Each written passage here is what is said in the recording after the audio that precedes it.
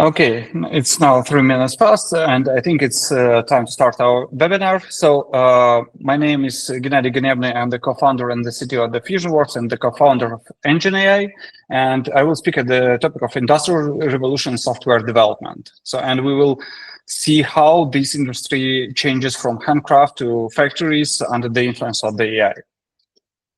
So, and let me start with a bit controversial moment about the IT. So for many years, we were like disrupting, and we were proud about that we are disrupting many industries from like taxis. And so we were automating, trying to automate everything to replace humans everywhere. And despite that, our industry was still staying with a lot of manual work. So yeah, we were trying to do something about like introducing automated CI/CD pipelines, writing some maybe automated tests and so on. But in a nutshell, our main activity, the creating of the code, the programming was still a manual activity. We also tried different things like low code, no code frameworks, many other application frameworks. But this was only just about like, let's say, reducing a bit or manual work easy, but it was still manual work. And now with the current development of the AI, it looks like it starts disrupting our industry. So, and this is a good chance for us to switch from the handcraft to industrial production of the software code. So I think everyone here who's doing the software development wants his company act like a factory when there is quite a predictable process which produces predictable results on time and on budget, and everyone works in a one pipeline. But if we look at this, we will at the real factory, we will see that at the modern factories, people work at the machines. And the people do very few things by their hands. And we here, at least the software coding, a lot of things in the project management, we do this by hand. So we can't be a real software factory. And in my vision of our company, the AI gives us this kind of machines, which can turn our software production in a real factory process. And in this webinar, I will talk about how we can implement, how we can properly integrate AI into what we're doing, and what are pitfalls, which things we need to work around, and so on. So many people sometimes in companies see that like, okay, I want to be kind of AI ready, AI compliant company. So maybe I just need to buy a Copilot license for my developers, and that's it. So they will, immediately all the things will go right, and so we will use the AI in the development. But this actually doesn't really speed up the process as we would like to, because in this situation we go into the situation when we put the turtles and race horses in the same batch, and they will move just with the speed of the turtle. So to properly benefit from the implementation, we need to think strategically. We need to think with the AI in every stage, and explore every other step of our process and see how we can automate it with the AI. So having this, we first of all need to start with formulating our AI strategy for our company. We need to find inside our company, because this is something new for us, some AI champions who will push this process forward, and sometimes fight maybe or persuade the people who are opposing this. And we need to see and be ready to the fact that this will also change some of our habits of how we do the things. And how we value our work and what we do.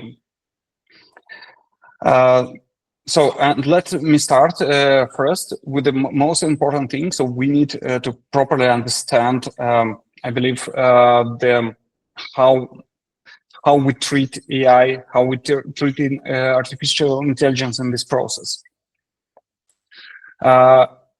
Whilst artificial is still intelligence, and I believe that we need to take care of this. If we want to be successful in our implementation, we need to take the same approach as we do with the people.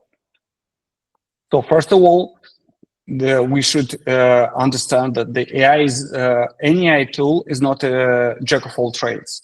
So while certain LLMs or certain frameworks based on the LLMs are great at one thing, and others could be great at other things. And finding proper LLMs, finding proper AI agents for proper tasks is the key here to success. Also, another thing is as I say, we need to properly onboard the AI into what we are doing. So, for example, if you drop some coding task on the ChatGPT, potentially it won't produce the code you expect him to produce. I mean, in terms, for example, your company coding standards, because this is, or because he's not aware of that, or using some different technologies you would like him to use. So we need to put, so we need to take this gently and configure each tool to give it more context to fit our needs. And another thing, we need to revise the way how we collect data in our company and how we use it in the software production process. Because again, so if you ask any LLM to do something, to do some code without giving him the project documentation, some relevant things from your code, existing code base, it will produce probably correct code, but not something which fits your project. And you will just use that for inspiration, but not as we want it to be production ready and insert it right away into your code base. So you need properly collect all the data about the project, store it, and make it available to the AI agents. Another big task in this process is to fight sometimes the internal resistance in your company, and especially among the developers. So the project managers are usually more, from my experience, are more open to the adoption.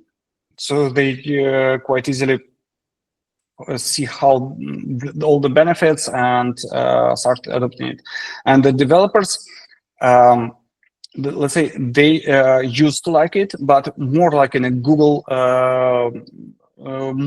style way. When they have a problem, they come and they ask the question, they see the more or less piece of code they would like to use, and then but the main part of the task they code it by themselves, the parts they know.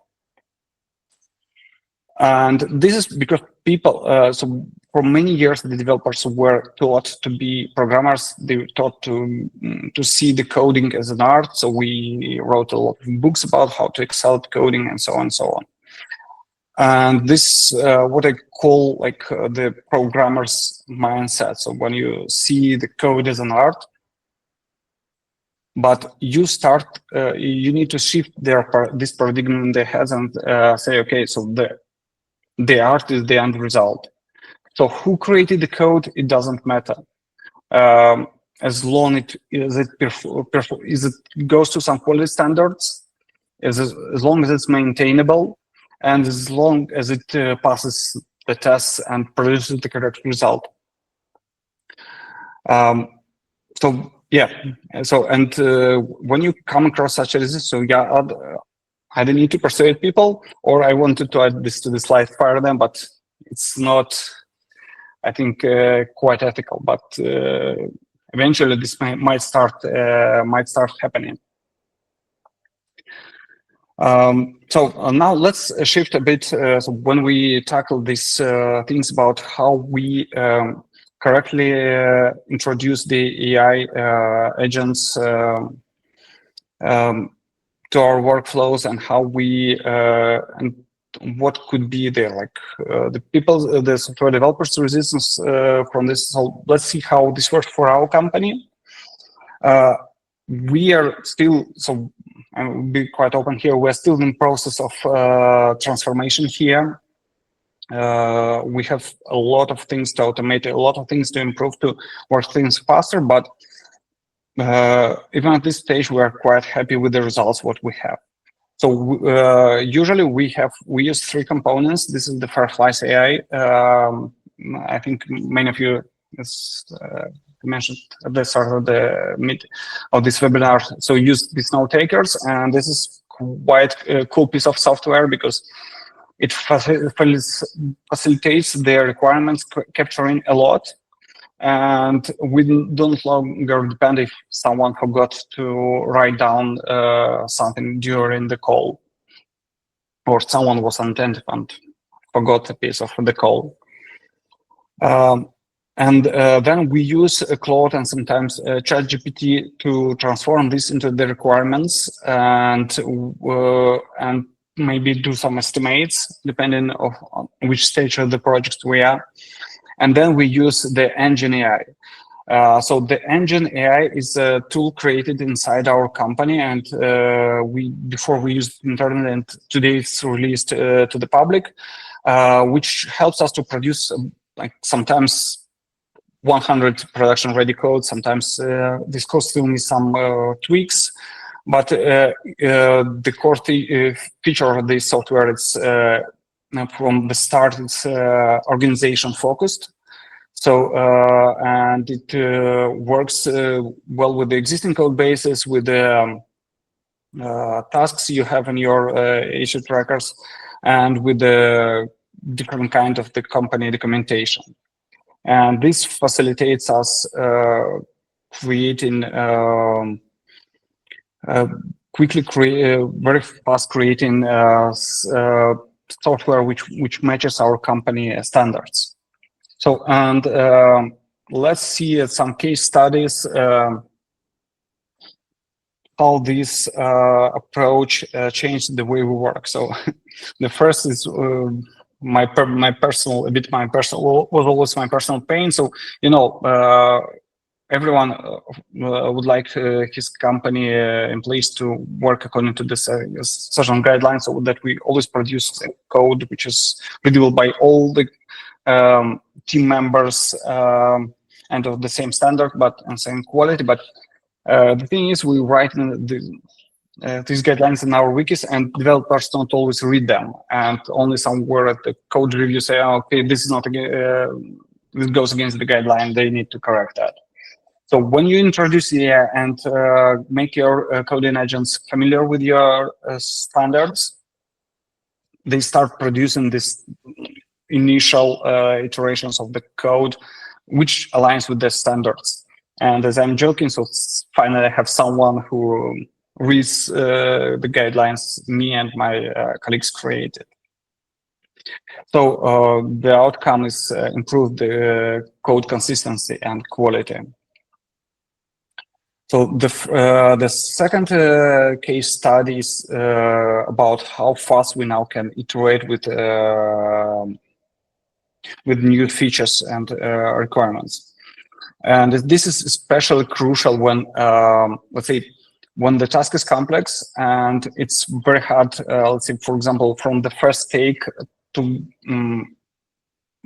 just create the full the software which fully meets the client requirements, and when the client itself is sometimes not able to formulate correctly what they finally expect. And we have this example of creating tax reporting module for the application we were building for American client. So they were a bit like losing themselves in the requirements they were making. So we made like 1 hour, I think, session. So it was recorded. Then pulled off the requirements out of that, used the angen.ai to create the initial version, send it for the client to the review. So they pointed out what was wrong, and we incorporated that feedback in the requirements. And just I believe at that point we just threw away the initial implementation and just recreated it in the right way. And this took us maybe a day or day and a half. So, and this example demonstrates that, again, so this shift in paradigm, so the code being before like a value by itself, because it is a lot of human time spent on it, now becomes just a commodity which we can just quickly replace. It's no longer a goal by itself. And I remember, so initially I was saying that we should do this AI implementation. It touches the entire company, not just, for example, the software development, but the entire cycle. And it goes both directions. So like downstream to the developers, but also upstream somewhere in sales. So we had an example when we were discussing a project with for the Swedish Police Union. It should be a RAG-based chatbot, and actually to persuade them to do this project with us. We just, based on our discussion, it took us just 2 hours to implement the first quite well working prototype, and this helped the sales team just say, okay, let's continue. So we already, so you should not worry that we are capable of doing this task. So you see, it's already working. We just need to do some tweaks. But again, so while we are quite optimistic about what's happening, we always should be accurate on our path and consider some pitfalls which we have around it, and complications. So one of the complications, for example, that the models are always lagging behind and the progress, and they are not always able to use the new European software or libraries or frameworks, or they sometimes use outdated versions. So here again, so here's again your company knowledge base come to the help, or you can train your own models again. So this is also an option. Or as once I did, so we were trying to integrate an OpenFJ into our one of our products for authorization, and I had really struggled with that and developers, because we were also like trying to follow this pattern of ultimately creating software, and they were struggling because it's quite new, and neither Claude nor ChatGPT were aware about how it works actually.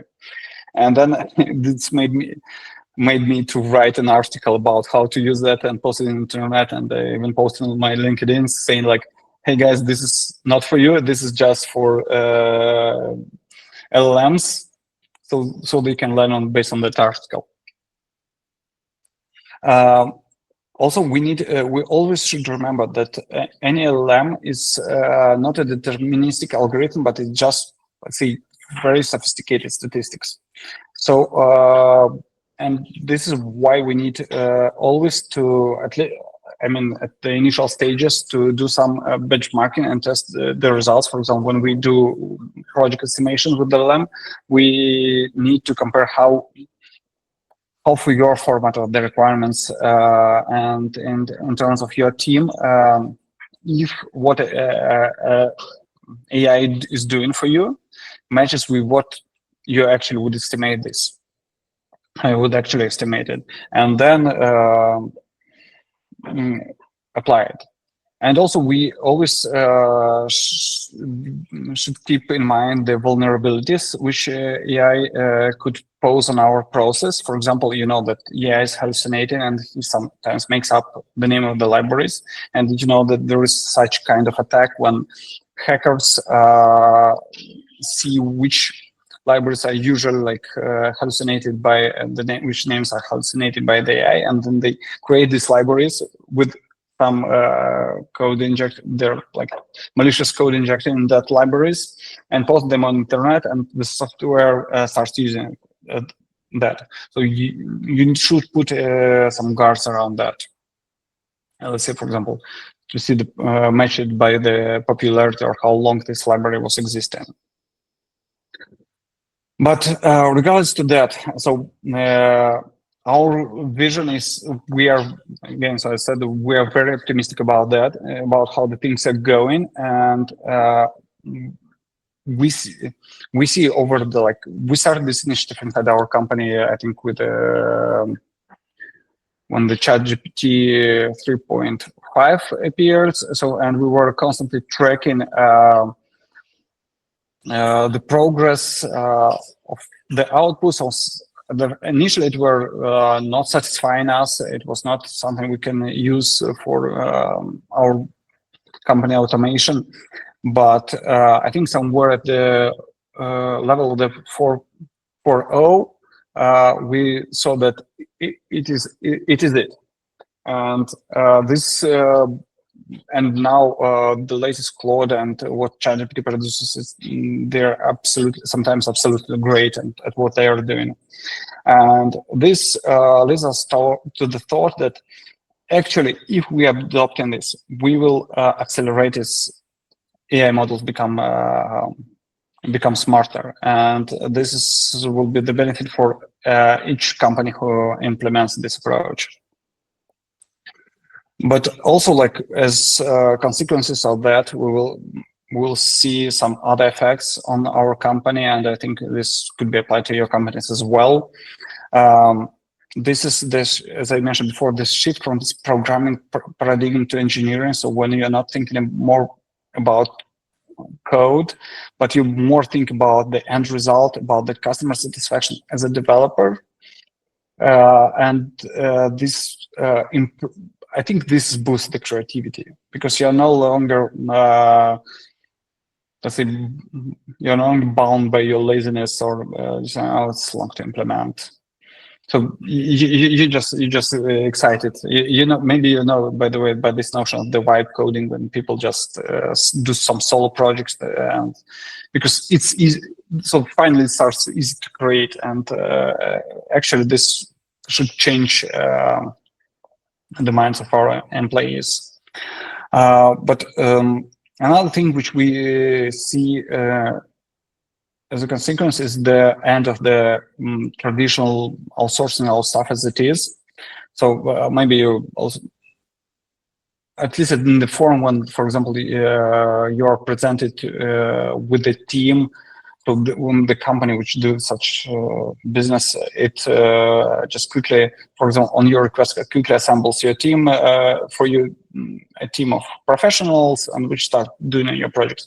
And sometimes these people never work together because the company also hires them quickly somewhere.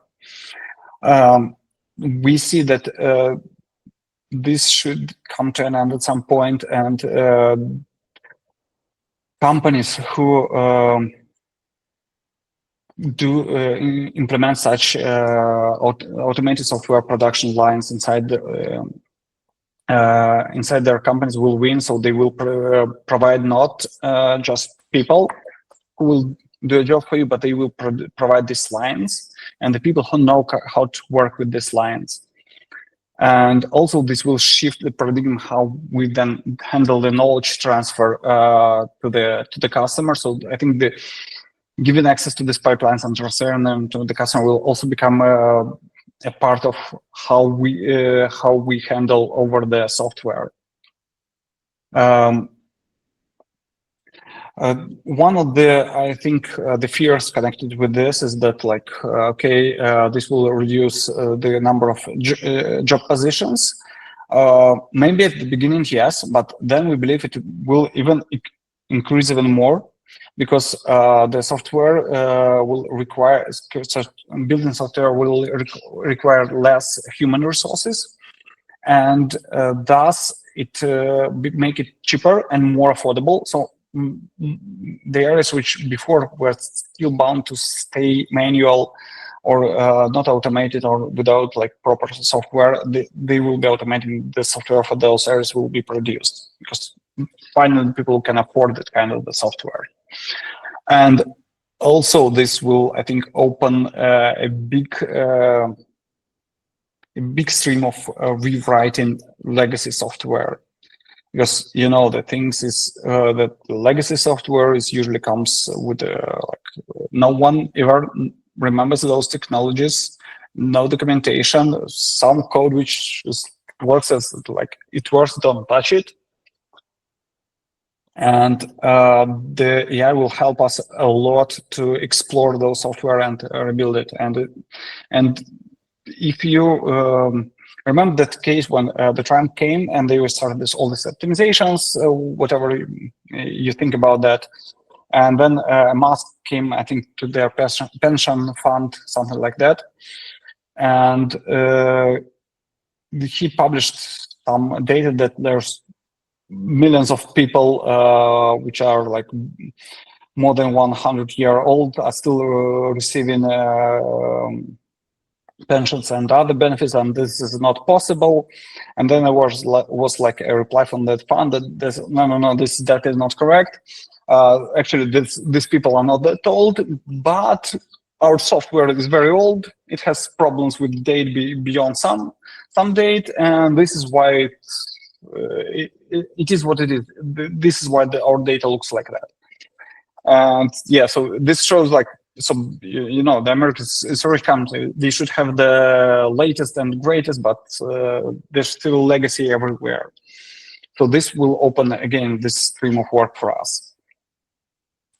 And one story I would like to share at the end of this, at the end of my speech, is about Moldova DevCon. This is the largest IT conference in Moldova, which we organize each year. And for the last edition, we decided to compose all the soundtracks with the AI. So we use Sun AI for that. And this saved us not only the money, but also the time compared to what if we go the human way. And the result was really astonishing. So people were shazamming the tracks from the conference. I saw this person, so they were thinking this is the real human tracks.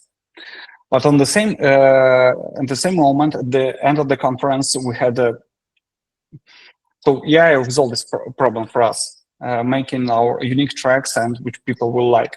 But at the end of the conference, we had the closing party, and there was a live band, and you know, like no AI can compare with the energy of the live band and their creativity, which happens just on the spot.